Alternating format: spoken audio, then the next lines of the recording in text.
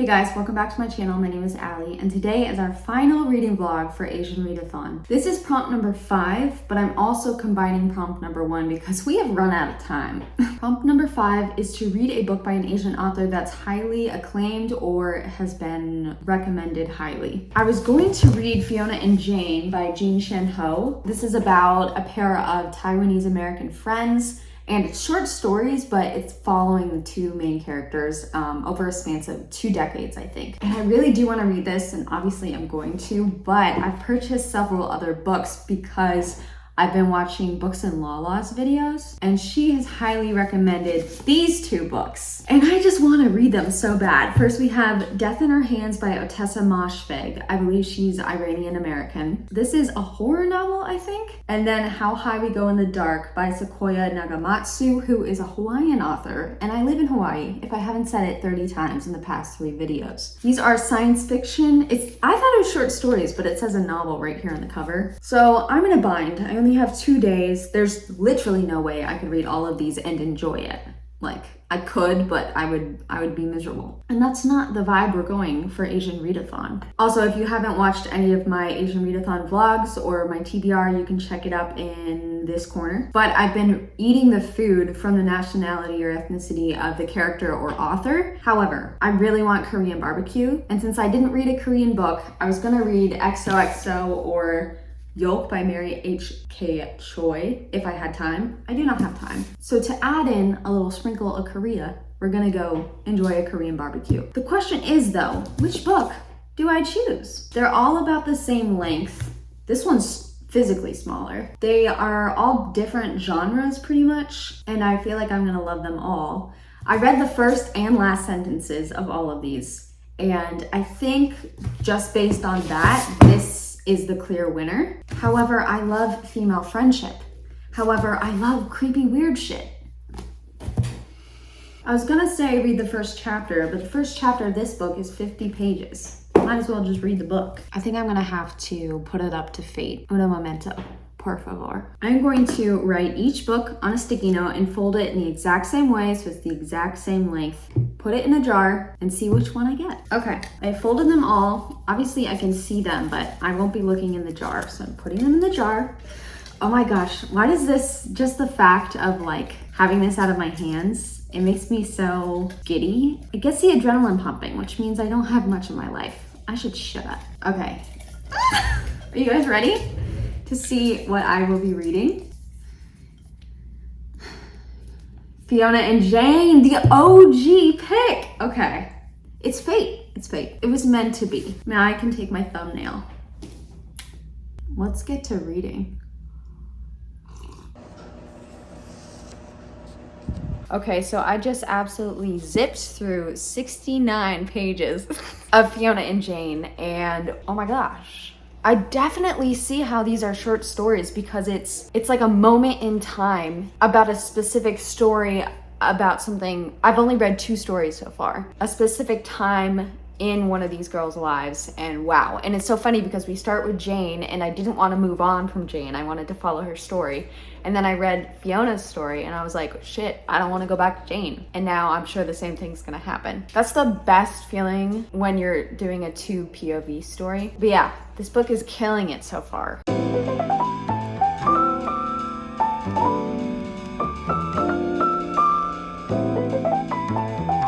Sorry for the dryer noises, but I'm on page 191. I'm flying through this. I'll definitely finish it, not very far from now. So that means I do have time to read another book. So we'll do a little picking from the jar later tonight. I'm still very much enjoying this book, although I do love it when there's stories about people's childhood, so I'm really glad that was included, but I kind of wish we had spent more time reminiscing about that. Not reminiscing, but like studying a character, because you get a lot of insight into who a person is on experiences that really like stood out to them. It's funny how much of this book that Jane and Fiona aren't even together.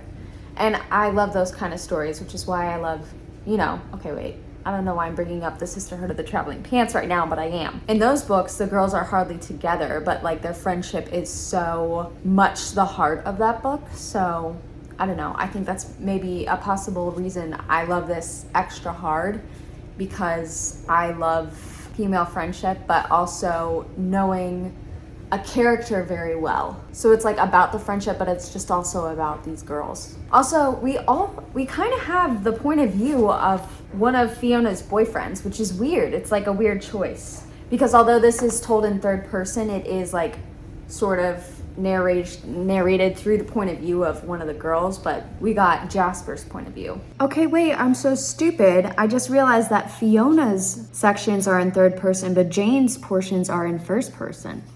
How did I just put that together? Very cool. I wonder what that says. Okay, wait, now I'm on the story Clairvoyance, and we started with Fiona in third person, but now we're with Jane in third person. I don't know why, I'm just so fascinated how authors deal with perspective, so I feel like I read way too much into it, but I like it. Okay, wow, I was not expecting to finish an entire book tonight, but I did. I just finished Fiona and Jane. And it's given me a little bit to think about. First of all, I really, see, the thing with short stories is that they have a detached feeling because you can't get a whole story. And if a short story tries to give you a beginning, middle, and end in the very kind of normal way you usually see it in a novel, then it's almost unsatisfying because there's no way that much can be given. Obviously, there are exceptions, like I'm being judgy right now in general. The best short stories, in my opinion, are the ones that are a little detached and they do make you feel melancholy and a little wanting for something more. And I definitely got this with this. So it really did feel like short stories because we weren't following a chronological order here. I mean, the trajectory over their ages went up, but we did flip back and forth a little bit. But also the changes in points of view, in narration, third person, first person, even some of the characters' perspectives. So it all felt kind of choppy, but in the best possible way. So I really enjoyed that. I enjoyed the beginning. The first two stories, like 5-star stories, because there's something about a character talking about the past and knowing that you're going to hear more about them in the present, but like not knowing them yet. There's something that really just gets me off on that. Not sexually, but you know, mentally. I also found that there was a little bit more focus as they got older, and I thought maybe it was just going to concentrate in their 20s and in their teenage years. But there was a lot of focus on their partners and who they were dating or things like that. But it kind of stuck with it until they were almost 40. Like every story was about that. Not all about that, but there was a lot about it. And so I found that a little, I don't know, it wasn't as rich a story as the personal development of a character or the relationship between a character and their parents. Like I really liked it when we heard about the family aspects and the troubles that Jane had with her father, even her mother, and obviously Fiona and her mom. And then maybe a couple stories about their love interests. Like I understand that, you know, over the spans of time, people have multiple partners, although I married the first guy I ever dated, so I shouldn't be talking. But I feel like I liked Jane's point of view in her relationships because she never says that she's bisexual, but she's obviously bisexual. And there wasn't like this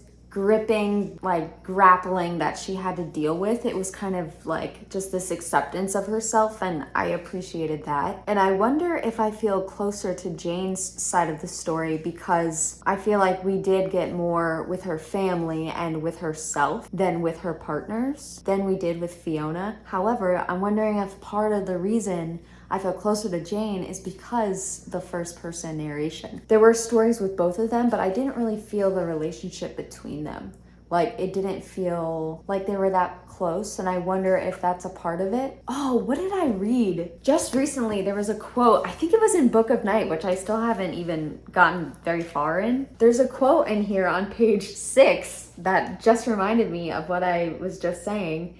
It says, sometimes knowing someone for a long time seemed more important than liking them. Interesting. Holly Black made it into my Asian readathon. I think this is a 4-star because, first of all, I read it so quickly and I did not want to put it down the entire time. So I think that always you know, not even if I didn't really have too much to think about, that really bumps up my rating in a book. But also I did have a lot to think about in this. Maybe not thought-provoking, but like I'm wondering about the characters and the narration style and the point of view. So yeah, 4 stars for me. Damn, I haven't read a book that fast in so long, so I'm very happy right now. And let's go to the office to see what we're gonna read tomorrow. Okay, sorry for the scary hospital lighting. I have my little jar with my 2 little things in here. Okay, I'm shuffling. I'm shuffling. I'm shuffling. I'm shuffling. God, shut up, Allie. How high we go in the dark. Okay. Oh, why am I scared? I feel like I am a little intimidated by this because listen to this first sentence. In Siberia, the thawing ground was a ceiling on the verge of collapse, sodden with ice melt and the mammoth detritus of prehistory. I think I just got smarter, but also stupider while reading that sentence. Smarter because it's smart, but stupider because I didn't understand it. Now this says it's a novel. I think I've already said this tonight, but whatever. But I think they're short stories. So maybe this will just be a short story Asian readathon vlog. Okay, I'm gonna start reading this and I'll let you know what I think. Like, do I feel stupider or am I catching on? There's something about a quarantine and a virus in this, so. Hey guys, it's Memorial Day, I have the day off, and I just finished the first story. Okay, so this came out this year, but wow, I can't imagine reading this in like 2020 because this is actually about a plague, a virus. I don't know why I didn't read the flap of this, but it's called the Arctic Plague and it's unleashed. So it's about different people, and I think it says there's a pig who develops the capacity for human speech. So it's all these different stories about these people and pigs dealing with this plague. So wow. Let me read you what's on the flap. So these are little snippets of what's gonna be in the book. In a theme park designed for terminally ill children, a cynical employee falls in love with a mother desperate to hold on to her infected son.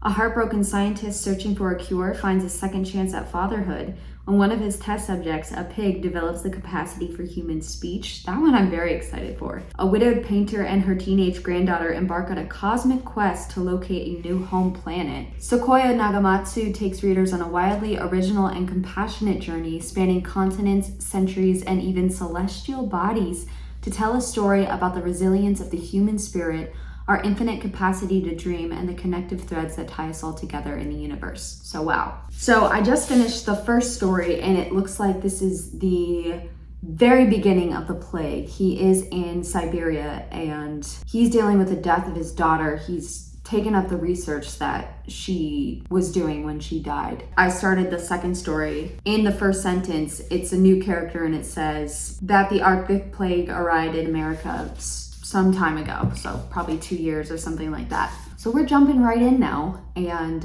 the first story, I feel like it was that kind of detached short story style, which I really like. So we got some heart in it. It was very sciencey though, which I usually don't like because, not that I don't like it, but I find it hard to really get close to those kind of stories because I don't understand it, which is ignorant of me. Science has always been a struggle for me, but obviously it's not about the science. It's not about anything like that. It's about the human stories that are happening here. So yeah, right now I'm liking it. I'm very interested to see what other stories we get. I've marked them all just so, I don't know, sometimes I like to see when the thing is gonna end. I don't know why. But yeah, it looks like we got quite a few stories, but I wonder if we're gonna, in the future, go back to any characters. I don't think so, and I kind of hope not. But also, that would be fun at the same time, so who knows? I just finished the second story, and that was kind of heavy. It was the one with terminally ill children, so wow. Anyway, we're on our way to, what is it called? Gen Korean Barbecue. Gen Korean Barbecue for Korean barbecue. I've never had Korean barbecue, so I'm very excited. And I am so effing hungry. Are you hungry? Yeah.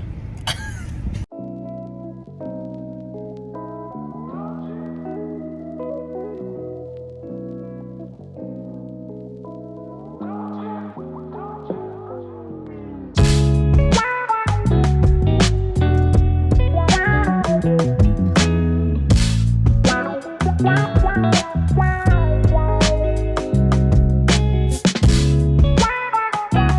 Okay, what did you think? I thought it was pretty good. Wish I knew what I was doing a little better. But I know, because obviously we had to cook it ourselves, so I'm not a good cook. He's a good cook. So he was in charge of the tong. He's a tong daddy. I'm gonna stop talking. So that part was intimidating, but I feel like if we go a few more times, I feel like we'll be like pros. Yeah. But it was very yummy, and it was all you Super could good. eat, which I wasn't expecting. like flavor-wise, it was awesome. Plus we had Hawaiian bacon, so ties into the book I'm reading right now.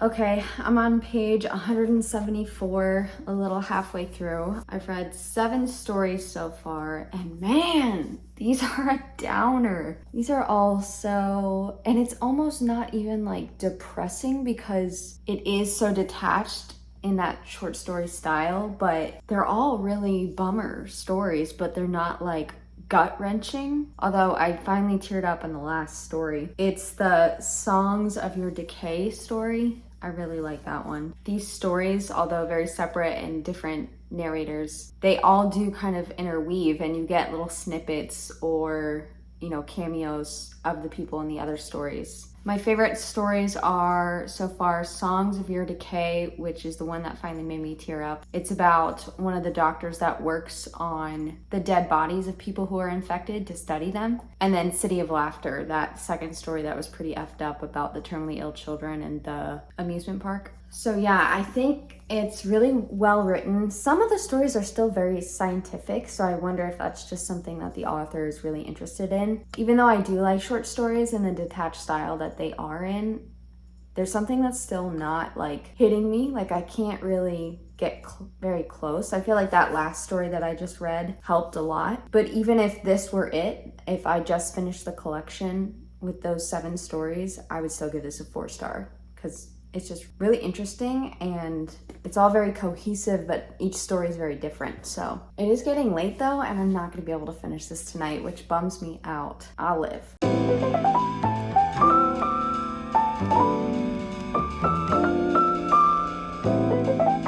Okay, I just finished How High We Go in the Dark, and wow, that last story was really cool. I think my favorite thing about this collection is that it does weave together different characters. I feel like that was the most fun part, just like figuring out like who's who. Is like, oh wait, that person has tattoos, maybe that's her from that story. But honestly, I think the coolest part is that it kind of goes in chronological order and it spans, I don't know, a crazy amount of time, because there's also space travel, so they're traveling light years ahead of time. Also, I was reading the back, and I thought this was definitely inspired by COVID, but he said that he wrote the first parts of this concept over 10 years ago. So that's kind of crazy. Also crazy is that my husband had to come home from work today because one of his coworkers tested positive for COVID, and we went to brunch with him 2 days ago, and I feel like total shit right now. So of course, while reading this virus book, I'm potentially infected with the plague. Anyway, I did really like this. However, it wasn't the kind of book that I really gravitate toward.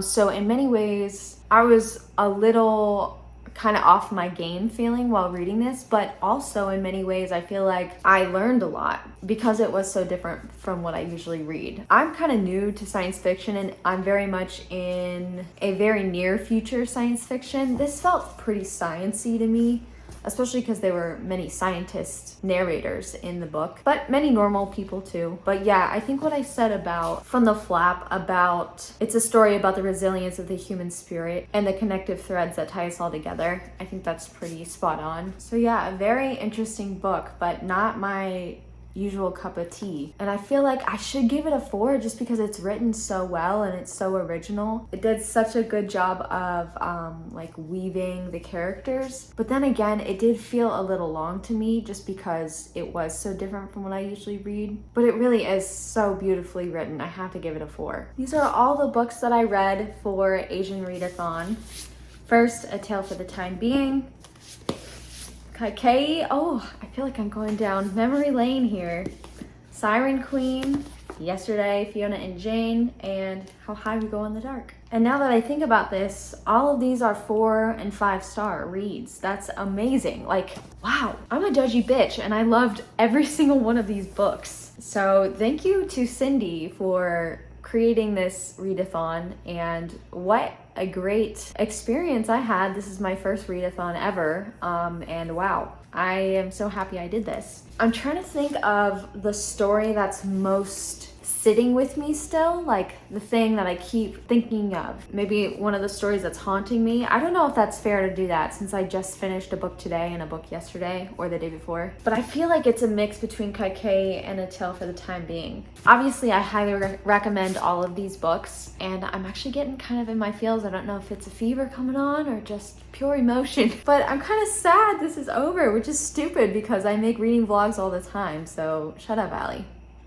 I'm talking to myself. Anyway, thank you guys for sticking with me, if anyone did, to the end of this readathon vlog series. I am so thankful that I read these books and that I sort of got to talk to people about it, even though I'm really just talking to myself on the camera.